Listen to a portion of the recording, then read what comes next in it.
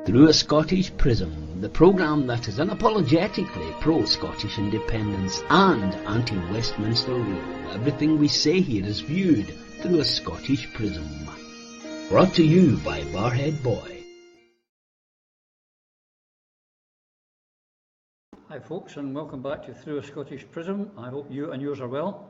Been another incredible week, and so much happening throughout the world that's actually going to affect Scotland, or is affecting Scotland, or will have an effect, and plenty at home for us to be talking about. So let me get the guys in right away and we'll get started. And by the way, anyone said, "Oh, guys," I shouldn't say guys. We've got our favourite lawyer, of course, our Eva. I'll be getting done for political incorrectness, Eva. Well, you'll see I'm not at home today, Roddy. I'm in the car park at Morrison's in Arbroath. And it's days like today that you think about those famous words from the 6th of April 1320 and how much they actually mean and how we should be putting them into practice. I agree 100%. And Mr. Boswell, where do we find you this sunny day? Well, rough as a badger's arse in Brussels, I would say. My daughter's over visiting, an absolute joy to have her here. But my God, am I paying for trying to keep up with a 19-year-old on she's incorrigible. Wonderful. Well, we're glad you made it here, and hopefully you'll last the full show. One thing I should say now, folks, is that it's regrettable to say that Lloyd won't be joining us this week. He has had a small incident he's in, but we hopefully be back with us next week. He's not too grand just now, but we'll give you an update on that. But hopefully he'll be back with us next week. But not to worry, from the City of Discovery we have Mr. Petrie. Hi Roddy. Hi, been a bit hectic here this week. My hip's been playing up, my neck's been playing up. Now we've got Megan being referred to Edinburgh because she's got a twisted spine. So fingers crossed we don't have to go into the operation. Does your rainbow it pours. All the best, darling, on that. And give our best to Megan. This week, quite a week, Eva. Certain things that have just been going on that both, as I said at the beginning of the show, in Scotland and beyond, that are going to affect us. But the biggest story in Scotland this week has got to be the story of Sandie Peggie and Dr. Upton No Good. It's been quite a revelation what's going on in that tribunal. What's happened to this woman, I found quite distressing. What's your thoughts on it all?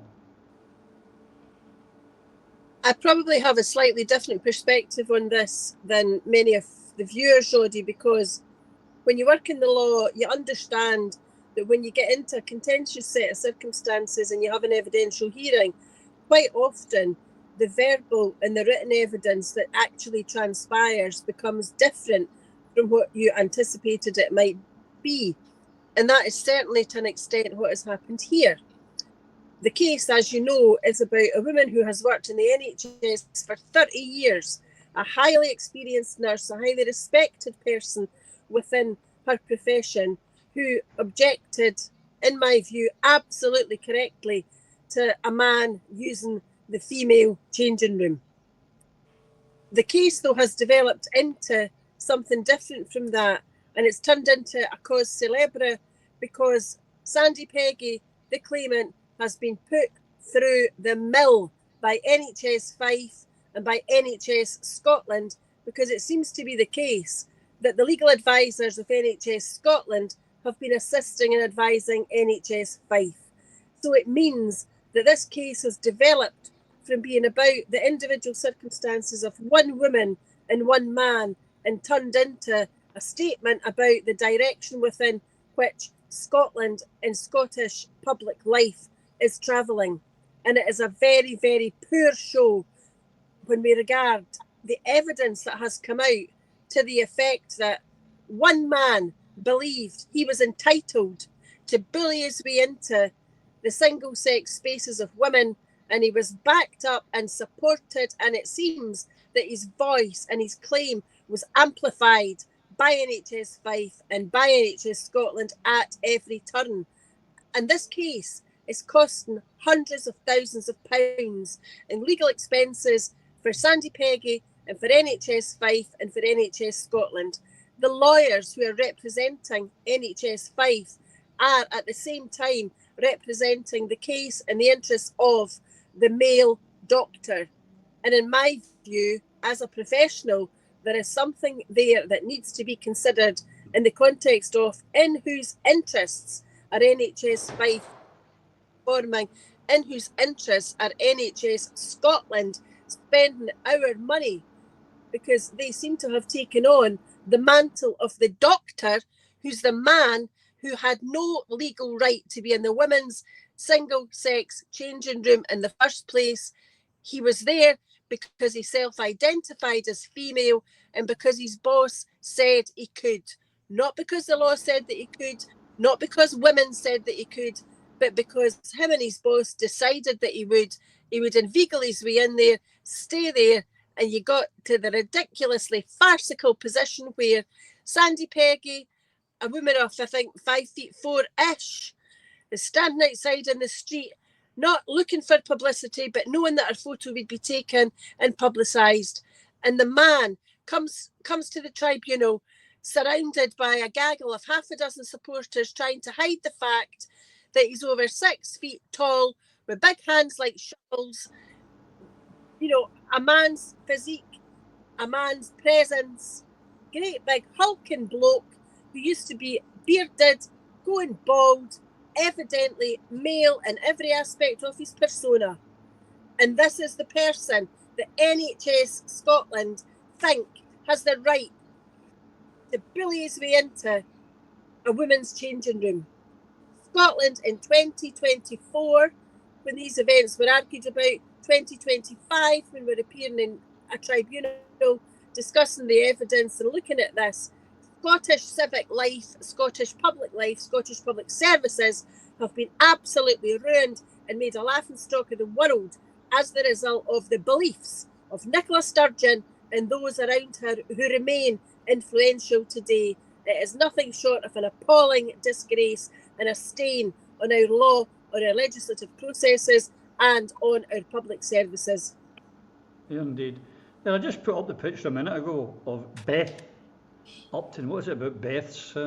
Alec Cole Hammond must be a friend. It's not the same Beth, I don't think, but this guy doesn't have a gender certificate. He doesn't have a gender recognition certificate, Alan, but he's demanded he should be allowed in the women's changing room. What kind of society when this is even... It shouldn't even be at a tribunal. It should have been kicked out by the HR on day one. The frightening thing about this is that man is a doctor. A doctor who should understand biology. A doctor who should understand medication. If he treated a woman with medication the same way as men are treated, he could kill them. Women absorb medication into the body slower rate than what men do. That's just biological facts. And him being a doctor should know those things. I would be very concerned to have any doctor treating me or Megan that doesn't understand basic biology. But even going on to the changing rooms, same with same-sex wards. It is sex. There is no mention of gender. It is sex, which is a protected characteristic in law. This shouldn't have got anywhere near a tribunal. This man should never, ever have been allowed to force his way into women's changing rooms. It is ridiculous what's happening here, and it is a state against this nurse. The state money should not... Remember, state money is our money. We pay the taxes that are paying for this. So all of those people who have funded the nurse to go through this tribunal are also paying for the case against the nurse. It is ridiculous that this is happening, and it should be happening. There has to be a full inquiry into the whole process of the NHS if they are allowing men, doctors or nurses to ignore biological facts. That is a danger to their patients, and it's got to be sorted, and it's got to be sorted now. You're on mute, Roddy. I owe myself a quid. The facts coming out in this tribunal, Phil, is that this doctor, because Sandie Peggie wouldn't undress in front of him and wouldn't dress with him, whatever you want to put it, he got so disturbed and so scared, he's taken months off of work for his mental health. He's meant to be a mental health doctor as well. It's really quite, it's back to front here. I mean, I wouldn't want to be in a changing room with women in the changing room with me, in case they pointed and laughed or whatever. So, and it must be 10 times worse for women. I just find the whole thing quite ridiculous. No, it's far more insidious than people perhaps imagine. This should not be allowed. I mean, I know it sounds. This is the common sense solution. Change the disabled toilets that used to be called to all use or whatever doesn't trigger the woke. But why? Because for me, I'm not overly concerned about upsetting anyone. So I would tell him to jog on, man. I would go in. My daughter was there and was upset about it. I'd go in and drag him out, and I'd be in trouble for it. But I firmly believe in freedom of speech. I think it's only civilised, but also I think it's only civilised to be kind and considerate to others. So there are people with gender issues and who feel they're in their own body, and we should take cognizance of that. But destroying women's safe spaces is not the way to do it, and to legislate against that is not the right thing to do. I mean, the law should not dictate what I can or cannot say. I so strongly believe in freedom of speech. Why is the law dictating that women's safe spaces that we've all fought for generations? What a massive fight this has been. These safe spaces for women, girls have to be now abandoned because, to the detriment of all women and girls, because somebody feels triggered or a wee bit upset. Nah. It's not acceptable. In a civilised society, we must protect women and girls. They are more vulnerable than men, given the physical differences. We know that men's upper bodies can be up to about 70% more powerful. The size is there, the testosterone's there. It's not acceptable because predators will abuse this, and that is the whole point. They should not be allowed in these, men should not be allowed in these, biological men shouldn't be allowed in women's safe spaces. Use the what used to be called the disabled toilets. It's not rocket science. It's easy to fix. The problem here is we've gone too far. The pendulum has swung way too far. And while we must take cognizance and be sensitive to human beings, the feelings, etc., this is not the right way to do it. And this is a farce, an absolute farce of a case. Yeah. As I said at the beginning, the guy doesn't even have a gender recognition certificate. He just, as Eva pointed out, self-identified. Now, we've said this in this show many times, and all of the guests on it have said the same. No one has a problem with anyone who wishes to transition, who wants to do that. But what is wrong is that we shouldn't be forced to believe in their belief that they are suddenly a woman. It just goes against all logic, and maybe it's going to change them. And during this programme, we're going to go into things. It started over in the United States, and it made its way over here. And we're going to go on to that later, how it's maybe the reversal's about to start. But there's something here, I'm troubled, Eva, because while all this is going on, it was announced this week by the Speaker, Alison Johnson, that the Parliament, well, let her speak for herself, and then I need you to tell me, Eva, what it means, because I don't have a Scooby-Doo. Democracy is strengthened by having greater diversity in our parliaments. When parliaments better reflect the communities they serve, better decisions are made and citizens are more engaged with politics. This new practical guide aims to support legislatures to improve equal representation and participation. I'm grateful to Professor Sarah Childs and Professor Merrill Kenny of the University of Edinburgh for their formidable work on the guide. The guide outlines the core principles and practices of gender-sensitive parliaments.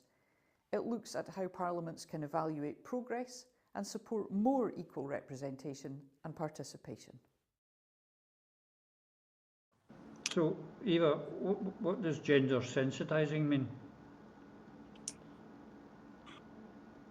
You'll gather that I read that guide and the temperature rose line after line after line, because what we're dealing with here is a parliament who have already voted overwhelmingly for gender recognition reform. so they don't know the difference between the sexes. You would think, before you start reading this, that it's about equal representation for women. It's not. It's almost like soup, where you've flung everything into the pot and you don't know what's coming out the other end. It's just an unrecognisable mess, and that's what this is. It isn't about what you think it is. It doesn't say what you think it will say on the tin, because the overwhelming feature is there is no definition of gender. So they're promoting something that they can't pin down and label. It isn't about men and women. It's about whoever it is that you say you are. If you're in a minority, you have to be promoted. So we have a parliament that looks like Scotland. It's really nonsense like that. And it's so far away from the founding principles of the Scottish Parliament. It is a million miles away from the rationale of the normal woman or man in the street, in the context of what is it that you want out of your Parliament. It costs hundreds of thousands of pounds for research and working groups to come out with something that is absolutely meaningless. And it really grinds my gears these days, particularly when you see what's going on elsewhere. Because I alluded earlier to the fact that NHS Scotland, their legal team, is assisting NHS Fife to defend Sandie Peggie's righteous claim. And that will cost hundreds of thousands of pounds too, at a time when the NHS in Scotland is struggling for money. The NHS in Fife has a multi-million pound shortage of funds. The Scottish Parliament, we hear day in and day out, is struggling to establish what its priorities should or shouldn't be. And what we've got is yet more gender woo-woo, double-speak nonsense that is divorced from reality. What we need is the Rainbow Parliament, where we've got people from all walks of life and all sorts of experience and abilities and knowledge and understanding, because that would represent the people of Scotland far better. There have been hundreds of consultations in the life of the Scottish Parliament, and those have accelerated in the course of the SNP government, because these politicians that we've got seem signally incapable of making decisions based on common sense and life experience. And the reasons for that are that most of those inside Holyrood now don't have common sense, and they don't have experience of real normal life or the challenges that people face every day. I really look forward to the 26th election in the hope that it wipes out some of these nutcases that have taken on board far too much of this double speak, double thought, constrained and controlled processes and beliefs, instead of getting their sleeves rolled up and getting down to the dirty business of sorting out independence, dealing with poverty, dealing with homelessness, dealing with issues in health and education and the nuts and bolts of everyday life. The folk in that parliament now are unrecognisable as representatives of a people who want to be democratic, left-leaning and forward-thinking. Alan, as I said in the lead up to that question to you, I didn't have a clue what it was talking about. I've listened to it a few times trying to figure it out. Did you get a grasp it and think it's something we as this Parliament needs to do this? I mean, my take on this is accept it or get out. That's what they're planning on doing. You either accept gender identification or you get out the Parliament. But I'm sorry, we're coming into the Parliament to get that changed. There's more important things going on in this world and in this country than this gender nonsense. At this moment in time, I'm dealing with 3 cases, all voluntary. I don't charge for acting on behalf of people. One of them is to try and get a child with severe disabilities a bath. So when they're being washed, there's weightlessness. It's common sense instead of having to go through a shower. Can't get it because of lack of money. I'm dealing with one who can't get self-directed support because the social work department say there's no money. They'll decide what therapies and things that child gets. Not acceptable. And I've got another one who can't get a disabled access house because they're just not building them. These are the important issues to the people of Scotland, not this gender nonsense. And it's time it stops. And if they don't stop it now, we're coming into Parliament and we're going to stop it. Hear, hear. Well said, Alan. What about you, Phil, on this gender sensitising in the Parliament? I mean, it really seems to me that there's, your colleagues have alluded to, there surely is other things that have got higher priorities than that. Absolutely, and Eva's bang on the money, as is Alan. Define what the issue is. If they can't even define what a woman is, how can you make legislation to change women's rights and purport to enforce equal representation? It's just completely contradictory and a nonsense. I mean, the Scottish, and for people that are maybe not aware, the Scottish Parliament, they published a gender sensitising Parliament guide. So this is to share best practice with the legislator. Now, following recommendations, this is from the Commonwealth Women's Parliamentarians Network and the Scottish Parliament. They've issued this publication, printed it, spent money on it, and it's talking about it's a practical guide to how do you gender sensitise parliaments. Now, if Eva has read it and doesn't get what it's all about, then what chance has the rest of us got? It's obviously utter bollocks. I mean, it aims to improve equal participation. No pun intended. Well, and representation of women in Parliament. That's what it purports to do. What does it actually do? Well, the guide outlines the actions taken by the Scottish Parliament and introduces the process of gender sensitising a Parliament or other elected political institutions. The new guide, right, it sets out a six-step process to evaluate and enhance gender sensitivity in parliaments. What? No idea. What? It's just woolly nonsense. I mean, it's apparently drawn upon the work of this international organisation, the people that were quoted by that idiot that you just played the clip of. The parliaments and academics who have engaged in this work, and they summarise the core principles and practices of gender sensitising parliaments. Equal participation, no. You should not legislate for such a thing. Equal opportunity, 100% behind it. Absolutely. It's absolute folly to do without the benefits of half of the population who happen to be female. You know, you should encourage, we must enforce opportunity. That I'm all for. But equal representation is completely wrong. To have quotas, completely wrong. Men and women, individuals, human beings with different choices. And if you're even able to define what a woman is, and incidentally for anybody else that's curious, it's an adult human female, as we well know. But men and women make different choices. We are different. And to try and enforce legislation that forces representation based upon women and men is hard enough, but to base it upon genitalia and feelings, away and boil your head. How well put, Phil. Of course, as I said, this all started, Eva, across the water. It came from the United States. Some people say it was Big Pharma finding a way to get into it, however, and the Democratic Party certainly grabbed it, and there's been a lot of talk, we won't go into it in great detail, but USAID, who are sending money, the US down to South America for people to have transition operations and putting the propaganda out throughout the world. But is it all about to change? Because here's the start of it now. Every cloud has a silver lining. I don't hold any light for Mr. Trump, and most of his politics I find don't agree with mine. However, this is something that he has done, and I think the Democrats will come to regret it, and will our politicians over here take note. Everybody, thanks. Oh. Everybody, thanks. You know, if you'd like to gather around me, I think I'm going to be okay. Come on. Come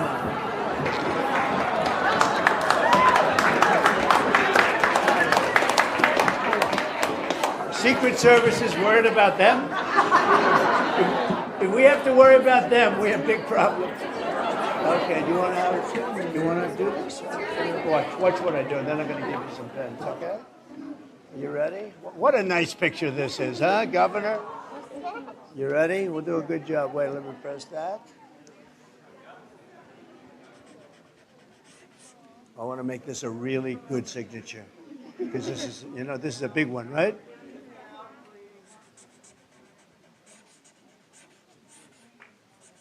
Oh, I think we have a 10. We have a 10. God bless you, Mr. President.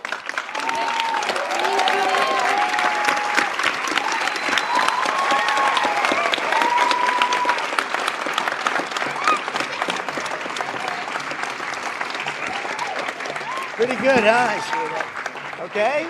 Good. Now you're going to go out and win those events, right? That was him. He was signing an executive order banning trans in girls' sports. Now, a lot of it is actually more for the cameras, but he's actually, you've got to say, he's a showman. He knows how to do it, because it comes down to the individual states, and certainly, yes, the federal government can put pressure on them. But it seems to me a big major step in this nonsense getting halted at source. Well, this goes down in the diary as one of these things that you never thought you would ever see, that you actually agreed with Donald Trump about something. And that's how far the Scottish Government has taken us.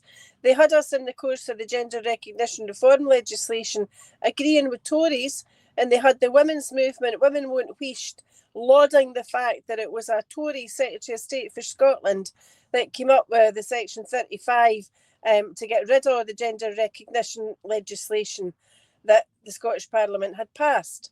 We're also sitting here waiting for a decision from the Supreme Court on the question of whether a gender recognition certificate changes your sex for all purposes or otherwise, because that is the line that the Scottish Government took under Nicola Sturgeon, and they have continued via Humza Yousaf and also John Swinney. So when you hear John Swinney defending the rights of women and girls, when you hear his Lord Advocate or people from the Crown Office talking about looking after women and girls who've survived rape and sexual assaults, when you see Mriddle Wadwa, ex-worker with rape crisis, etc., talking in terms of violence against women and girls, you always have to go back to the fact that these people speak with a forked tongue, and unfortunately, so does Donald Trump.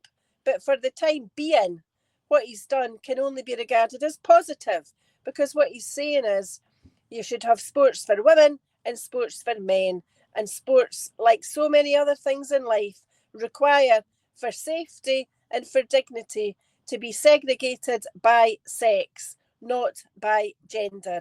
And that is simply a common sense rule, because, as we know, predators don't have predator tattooed on their forehead, and men have advantages over women in sports, as they do in every other aspect of life. Since time immemorial, that has been the case. And it is so sad that in 2025, when we've had a former lawyer as a First Minister and a wannabe lawyer as a First Minister, and the careful hands of steady John Swinney now at the helm, we've got a position in Scotland where we're actually arguing in a tribunal, as we've argued in courts, that a bit of paper changes your sex. How absolutely ridiculous can you get? So unfortunately, this time, Trump is not, and I'm not going to use the words of Janie Godley, Trump is not the saviour of the universe, but he's not the sea that he was lately labelled to be, when he's at least using a bit of his power to make a symbolic stand for something that is of crucial importance to half the population of the world. I'm sure for C you mean conservative. Alan, I never thought I'd see a day when I'd be agreeing with things with Donald Trump, but I have to say I'm glad to see us. Do you think this could be the start of the beginning of the end, as one man famously said? I hope it is. I just don't have a lot of faith in Donald Trump. I mean, Donald Trump is saying a lot of good things, but not doing anything to back up. His executive orders have no legal weight. In fact, his own appointed judge to the Supreme Court, Neil Gorsuch, made a ruling in 2020 that made gender identification a protected characteristic in American law. He brought that in on a case that was brought against the government. So he's got to really look at who he's actually appointing and what they actually stand for. What he can do is put force on Congress to actually move legislation, because they are the ones who can stop this and stop it now. My biggest fear of Donald Trump is he's one of these salesmen that throws a squirrel that way while he's doing a lot of damage this side. Because while he's talking a good game on gender, he's removing people's ability to afford medication. He's cut down Medicare. He's pushing further and further into taking other people's land. There's a lot of things that he's doing behind the scenes while he's throwing these squirrels for the press and public to look at, thinking what a great man he is. And I've said this time and time again, we have to look at what politicians are doing, not just what they are saying, because what they are doing is the most important thing, and most of the time it's against us. And even if you go back to, I think it was about a year before the election that Trump got elected, I mean, one of his, Bannon, who's one of his prime supporters, stated then that what they will do this time around, and what they should have done the last time around, is just bombard the press and public with everything that they're going to be doing. That's how all these executive orders have been signed, so as you don't see the bad ones that are going through, because you're concentrating too much. There's just too much information to concentrate on, so you're picking up on certain things that take your interest while they're running away and screwing you from the other side. We've seen on it this week, Phil, about the massive amounts of money that USAID was giving to get out propaganda to promote LGBTQXYZ, PRNN, whatever, stuff everywhere. And here's one that, I mean, there's going to be a lot of court cases. That's America love going to court. There'll be people suing left, right, and centre. This will go as far as the Supreme Court. But here's the kind of things that's coming out, and I think people really should. I'll leave it and give your opinion once you've seen this video. $1 million was spent for transgender animal testing? Yes, and that's, I would say, is the floor, not the ceiling, because the information on federal databases is pretty incomplete. So you think we're going to find out that it was much more money than that for yes, transgender animal testing? Yes. Can you describe what exactly the American people's taxpayer dollars were spent on regarding transgender animal testing? Yeah, in a lot of these cases, they're involve mice, rats, monkeys who are being surgically mutilated and subjected to hormone therapies to mimic female to male or male to female gender transitions, gender affirming hormone therapies, and then looking at the biological, psychological, and physiological effects of the gender transitions, looking at the effects of taking vaccines after you've transition these animals from male to female or female to male, looking at the size of their genitals changing after you've put them on estrogen or testosterone therapies to transition them.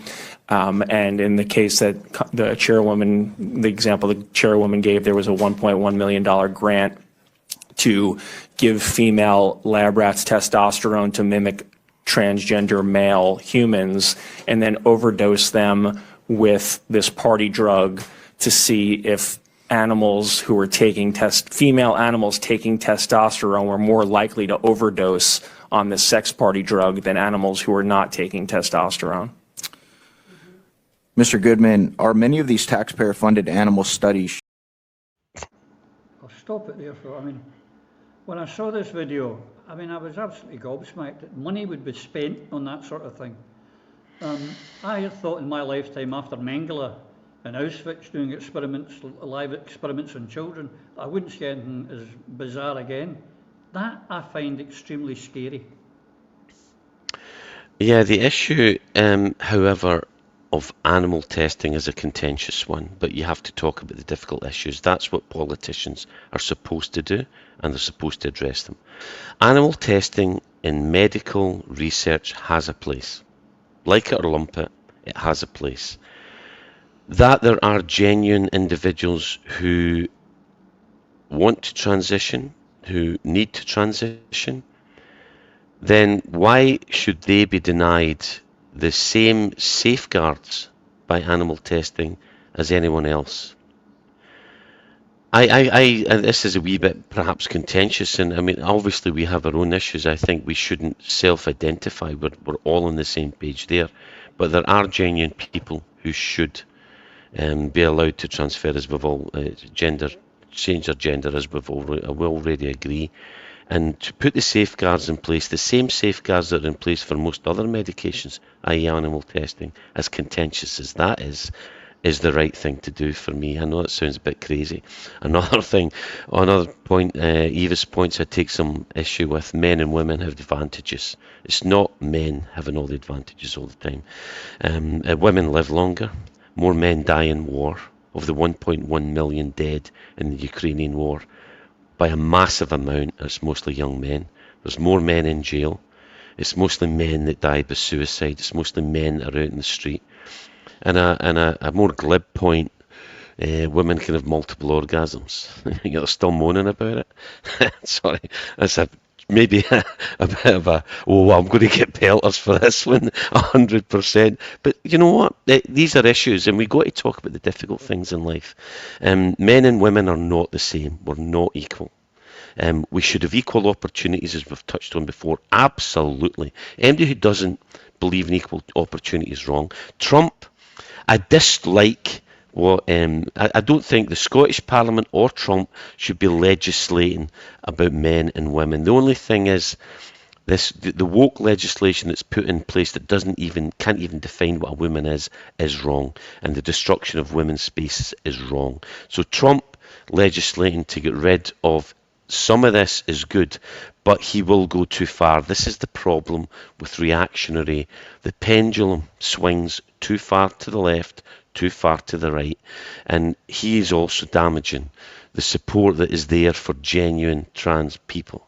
He is, and that's not good. It's not a good thing. The legislation, this is a medical issue. The only thing I have concerns me is that our medical institutions are becoming like the Americans, driven by money and big pharma, and that's why I don't really trust the medical institutions in America, and I have concerns that we will go absolutely the same way. In terms of US aid, I mean, it's a global charity, right? That Trump's going to shut it down, right? The employees locked out, and they're planning to merge it with the Department of State. Okay, the United States Agency for International Development does some good work. However, what it's done with it's got thousands of employees. How about this? Why are they funding BBC USA? That's another one. What's that all about? Well, that's one. This is the usual. This is what America does, and this is what politicians do and institutions do to manipulate the BBC. This is the Americans paying to train our journalists, as if they're not already caged, to speak the words that the Americans want them to speak, to believe and back up the issues that America wants them to back up. This is lobbying. This is purchasing the media and purchasing science. It's like 97% of all scientists basically believe in the individuals that are funding them and back them. You know, it's the same here. You're buying the media. The media's already purchased. This is to make sure that they don't do their job properly. Journalists should be investigative and should be bold and should be fearless, and we should back them. The truth. Instead, this is Orwellian. This is the state basically buying and training the journalists to think the way the state wants them to think. You don't get a job in the BBC unless you think the way the BBC want you to think. And this is a continuation of this travesty, sadly. And I wish Lloyd was here, because I'm sure it would bring him on to talking with the people who are involved in politics, either the front line or behind, who went to the British-American partnership. Do we think that they were getting encouraged to bring independence to Scotland? I don't think so. But if we had independence, Eva, your biggest thing, you stood in Grangemouth, you tried everything to save that refinery. This week, unfortunately, 90% of the workers at Grangemouth are set to be made redundant, and they got the redundancy notices. To silence from the Scottish, inverted commas, foreign media, from the SNP, from the Labour Party, who tried to shuffle away the people. Scotland's been betrayed by its politicians, by its media, And this is a disaster for Scotland. It's a national disaster. It's not a local disaster. It is industrial vandalism. It is deindustrialisation. It's deliberate because, as we've said so many times before, as the Grangemouth refinery winds down and closes, the refineries in England are expanding. And they don't have to make any secret of it.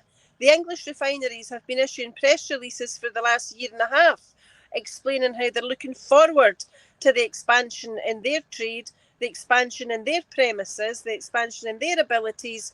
And they've said in words of one syllable, this is coming off the back of the closure of the Grangemouth refinery. It's not a secret. It is absolutely and totally blatant. So you've got,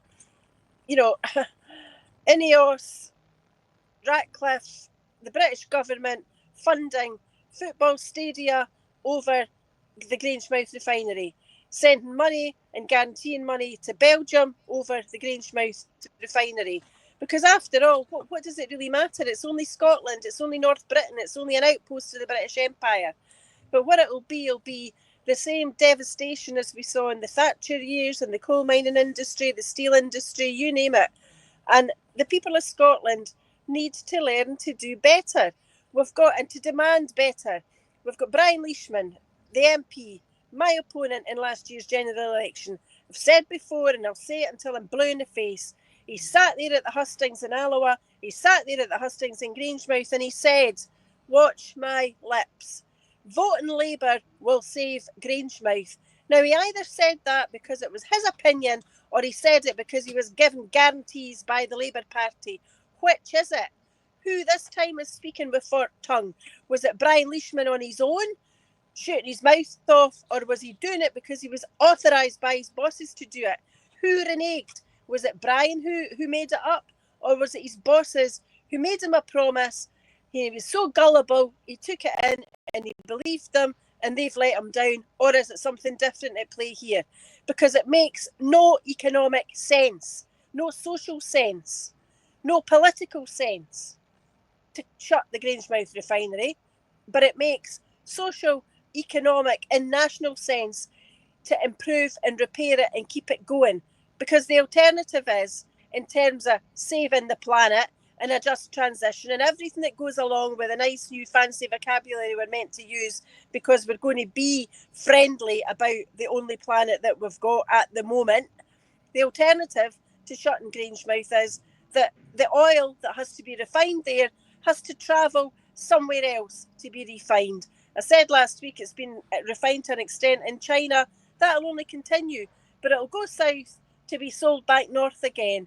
And the balance of payments and GERS and all the other analysis will show that England is beginning to thrive as Scotland continues to be the economic basket case that we're supposed to be believing that we are.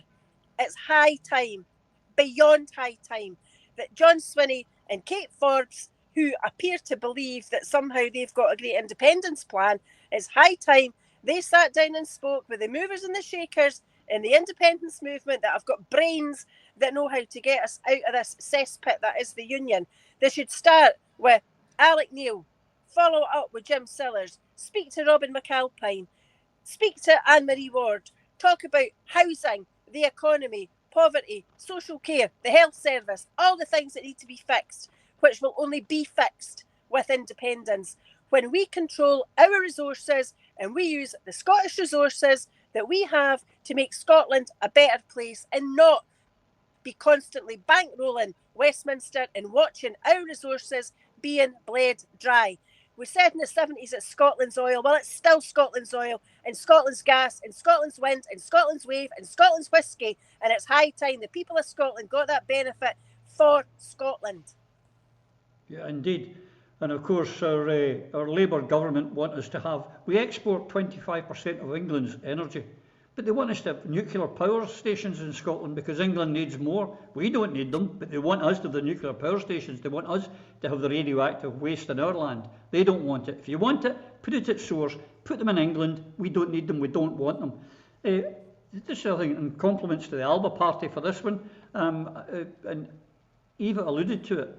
600 million went in, and Sarwar was saying, he didn't say before the election, but I thought, oh, it's a private company, we can't get involved. Well, they're giving 600 million to a private company for a Belgium plant.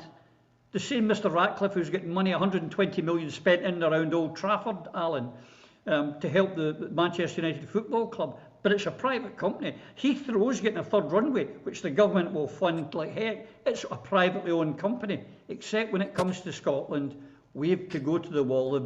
Since we discovered oil, they've been turning Scotland into an industrial wasteland, so that when they go, there's a scorched earth policy. Definitely a scorched earth policy. I mean, the Westminster know Scotland is on the brink of independence. What they are now doing is trying to devastate our industry, so as they will be in a stronger negotiations position. At this present time, we have the power. We have the strong negotiating power. We don't need Westminster for anything. But just look at this Labour Party. The Labour Party that so many people trusted. Just look at their history. They promised us a Scottish Parliament. They gave us a regional council.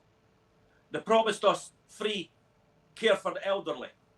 And then they created very restricted care packages for people. They promised us the vow. Where is it? We're still waiting for that. The only thing that happened for the vow is the man who wrote it went to be chief executive of the SNP. The SNP also have a part to play in this, because they could quite easily, right now, declare a national energy emergency and take over that plant. We don't need the owners of that plant to run it. We need the workers. The workers are going no place. They know their job.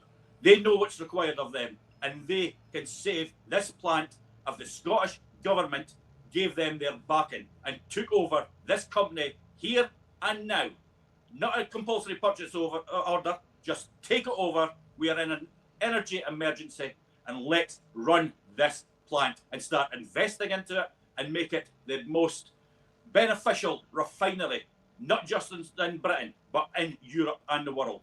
We can do it. We have the workers, the skills are there. Just let's give them the backing to do it.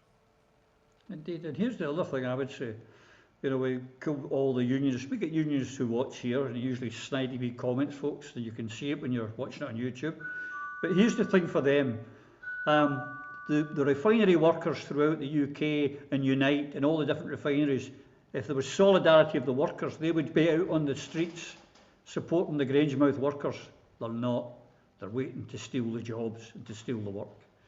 But here's the other thing. One of the parts of this whole deal, Phil, was they promised us GB Energy 1,000 jobs, 1,000 jobs in Aberdeen. And here is what the CEO had to say. He said it would take years. We are putting the clean energy revolution at the heart of this election campaign. After years of broken promises, we are going to deliver more jobs, lower bills, greater energy security, and demonstrate climate leadership. All that huge potential in Scotland will be realised if we elect a Labour government on the 4th of July. GB Energy, a publicly owned energy generation company headquartered here in Scotland that will create 53,000 jobs and bring down people's bills forever. And our Warm Homes plan, which will create 16,000 jobs, will also help to upgrade homes and bring down people's bills. That's the change that's on offer on the 4th of July. So every vote for Scottish Labour is a vote to get rid of the Tories, to maximise Scotland's influence, and to deliver the change Scotland needs.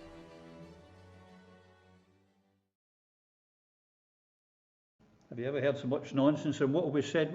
We've heard this week that it will take 20 years to get 200 jobs in Aberdeen. That's what the chairman said of GB Energy. It would take 20 years to get 200 jobs. The lies that come out of that man's mouth, Sarwar, and the Labour Party, disgraceful. I would want to know and ask Eva, can we sue this guy? Can I sue him for the lies that he's just told and for the lies that he always tells? Why we must take him to task at the very least politically. But to say things that are patently wrong and complete lies, why can't we? This guy enrages me. This smug, arrogant thief. He's a thief. He represents the asset stripping and the destruction of the rights and the benefits and the standard of living here for Scots and everybody that lives and works in Scotland. He's a thief, he's a mugger, he's a robber, he's a thief. Why can't we prosecute shysters like this? I'd love to know if we can, because if we can, I'm in. I'll help fund the expedition. And all of these shysters, it's disgusting what these people are doing. Absolutely disgusting.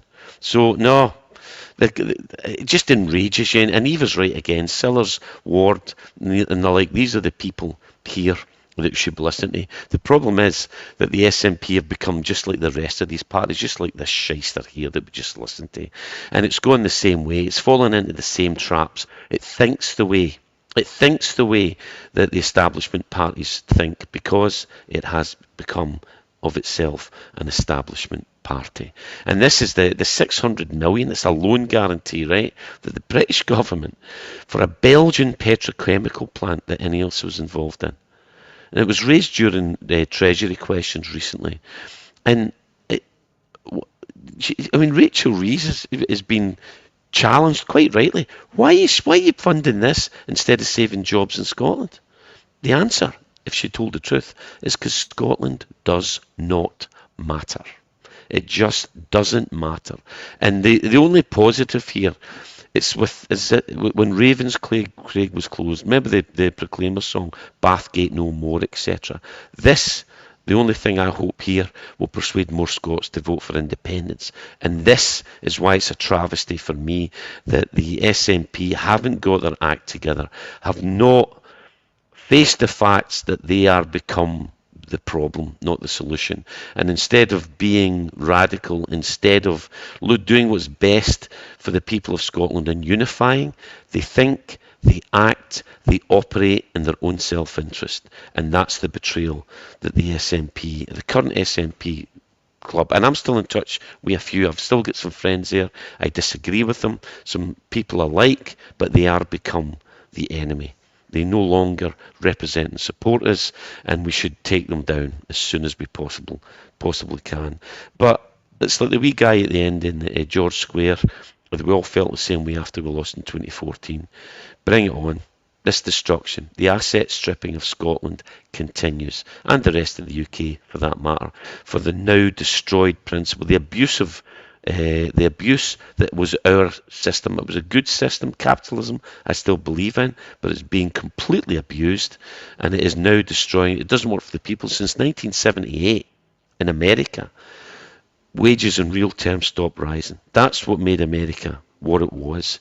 People were getting better, the workers shared. Now it's the distribution of wealth all over the West. This is all about improving the benefits and the wealth of the top 10% and impoverishing the rest of us because we're paying for it. The easiest way these people to get money is to take it for everybody else. And that's what's going on here. It's an absolute disgrace. Absolutely. It's corporate socialism. That's what Old Trafford, Heathrow and the Belgian place about. Corporate socialism. The same people who attack socialism all the time love corporate socialism. But we mentioned last week, folks, about members of the SNP, Stuart MacDonald and Jean Freeman, saying it'd be a great idea to have a coalition with the Labour Party. So just for anyone in any doubt, this is from Anas Sarwar. The Labour Party I lead will never, ever support independence or a second independence referendum. So when they try and sell you that red herring in May 26, remember that. They will never, ever, ever do it. But one of the other things they were lying about, Eva, during all this, they were telling us, Starmer and Sarwar were saying, oh, we won't put any taxes on the poor or the workers. But here we are, we're here this week, because they do it by the back door. Because the councils throughout Scotland are facing 100 million of costs to cover the new NIC payments. That is, at the end of the day, is a tax on workers, because it means that the councils either have to make savings, which means what do they mean when they make savings? It means that they make redundancies or they don't give a decent pay rise. So they are in effect taxing the workers. Well, another broken promise from the Labour Party.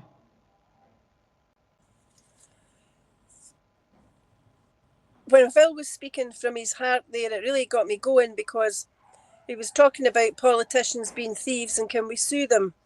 But there's something worse than a politician who lies and steals your money to line their own pockets, and it's the politician who gives false hope and who steals the hopes and the dreams of the people of this country. And those are the people that currently represent us, certainly in Westminster and also mainly in Holyrood. They've taken that dream that we had, whether it was a dream of independence and prosperity for all, or for those who don't believe in independence but believe in socialism and egalitarianism and looking after everybody. Those dreams have been laid on the ground, they've not been trampled, they've been jumped on and they've been buried or they've been set on fire, but they've certainly been absolutely betrayed and lost. And that's what's wrong with the generation of politicians that we've got now. I'm getting to that time in my life where I've seen far too many people lose hope and die. I've attended far too many funerals, and I've attended funerals of people who died without seeing that dream being realised. And in the main, those were people who believed in the inherent goodness of mankind and of the goodness of humanity. And I've attended funerals for young folk who died because they lost hope. And I've spoken to bereaved parents who understand that if you're born in a scheme, in a housing scheme in Scotland, today in 2025, you're far more likely to die a death from drug addiction or alcoholism or poverty or being in care or being homeless than you are if you're born in the more affluent parts of this country. And that remains a national tragedy, which is not being addressed by remaining within the union. It's the cost of the union, it's the price of the union, and the cost of the union for far too many people is death, either death of hope or death itself, prematurely and wrongly. And that will only get worse if we remain where we are, thrilled to a union whose day has long gone. And you see, what's really difficult for me to comprehend is that you would be elected on a ticket of making the world a better place and then actually make it worse for the folk that put their trust in you. And that's what Labour have done dramatically and very, very quickly. They've made themselves unelectable in future in the UK. They're certainly now unelectable in Scotland unless they coalesce with the SNP.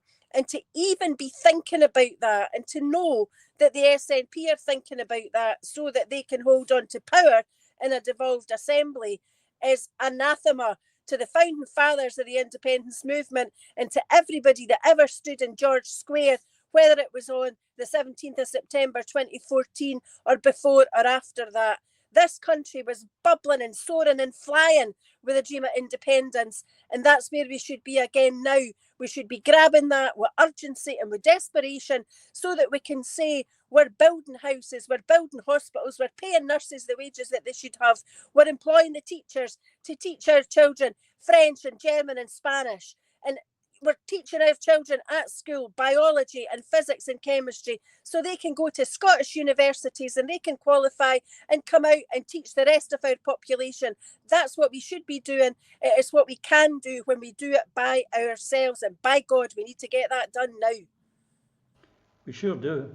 Because the lies just keep coming, Alan. I mean, as I say this, this 100 million tax, it is a 100 million tax hike. It's a lie. They said they wouldn't tax the working man. They have. This is going to cost jobs. It's going to cost everything. They just keep lying to the Scottish public. Yeah, I mean, they're trying to wiggle their way out of this by saying, but it's not on the worker, it's on the employer. Yeah, it is on the employer. When you deal with employers being councils, that increases the council tax because people are having to pay more in council tax to pay for the service they are getting. But there's no way the council tax could cover this amount of money. So cuts have got to be made. And that is going to be on jobs and services and charges. It's a lie after lie after lie from this government. They pretend to protect workers. And what they've done is that they've increased wages above inflation, which, yeah, that's a good thing. But then you're taking it off them with the other hand. It's a sleight of hand here with them. It's what I've always said. Don't listen to what they're saying. Watch what they do, because they never ever give you anything without taking a little bit more back.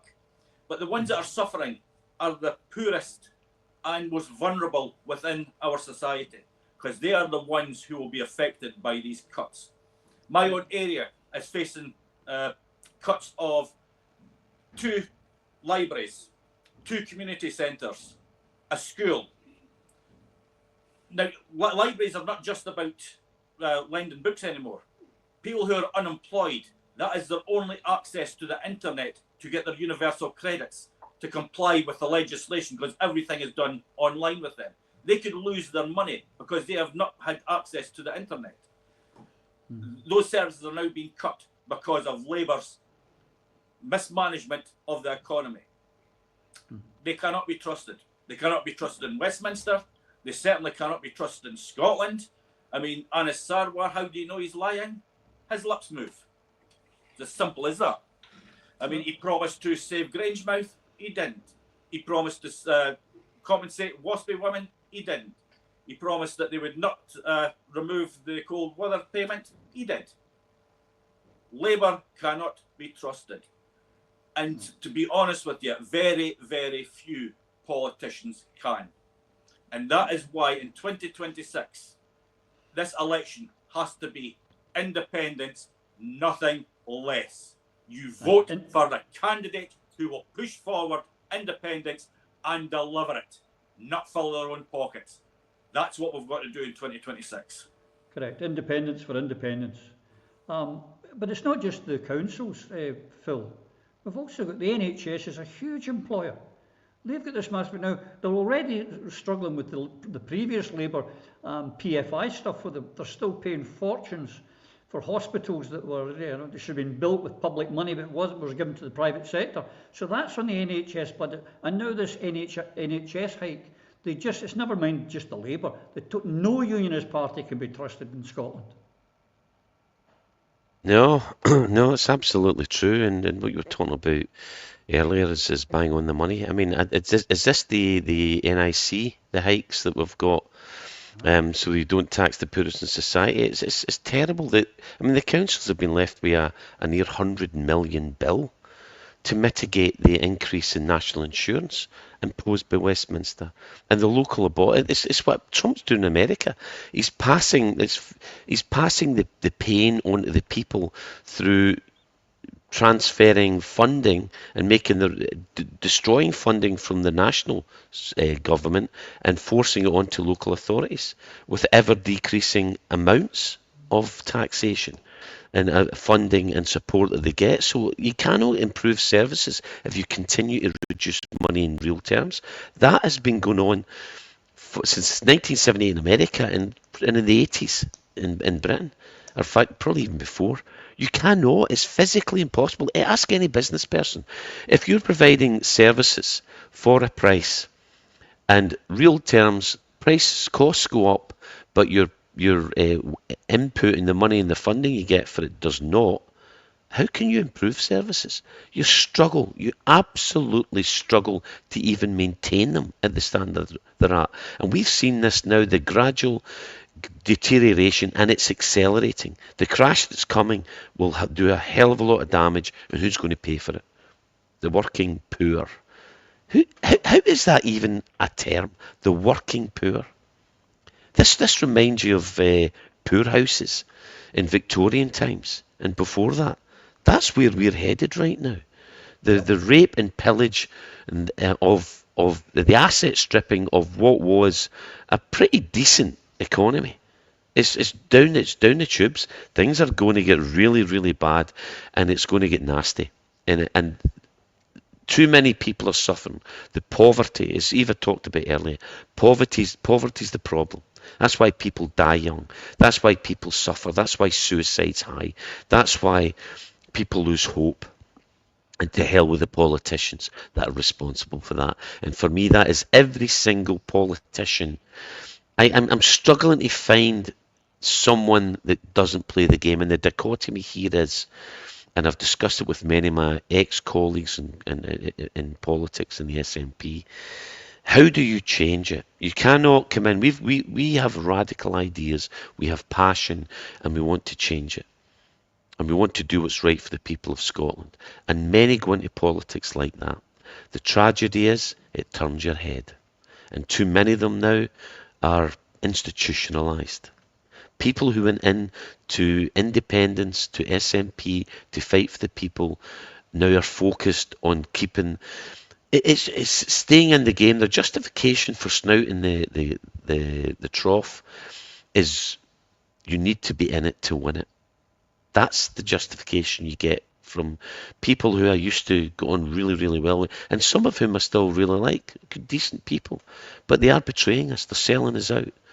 And anyone who thinks that the SNP, for example, are anything other than an extension of Sarwar, these clowns that actually want to get into bed with Labour, the Labour Party it shows its true colours, and SNP are showing its true colours, and they're almost identical. And that's the tragedy here. Absolute tragedy. It is. I'm afraid the clock's beating us. There's a couple of things I'd love to have covered. And one of the ones was an independence. Without independence, there's so much that we cannot do without independence. But one of the things I noticed that over in Belgium this week, where you are, Phil, that the Brussels Parliament moves to recognise Israeli's war in Gaza as genocide. Now, we can't do that because we have to take what the English Parliament says. We can't make that decision. Belgium, as an independent country, can. And those, I'm sure everyone today saw, or this week rather, Trump on Gaza, where he wants to move 2 million Palestinians out and turn it into casinos, hotels and luxury houses for the Jewish state of Israel only. And then they pretend, well, we'll let the Palestinians back in once we've turned it into a veritable paradise. Ain't going to happen. But we as Scots cannot do anything about that because we're under the English hammer and heel. And the only way to get out and say what we feel and think is independence, nothing less. Now, on that, I hope you've enjoyed today's show. Just to say, this week there will be a midweek show. I am delighted to tell you that I have the author and playwright and part-time actor as well, Alan Bissett, who will be my guest midweek, and I look forward to sharing his thoughts and my conversation with him on Wednesday. We'll see you then. Till then, take care.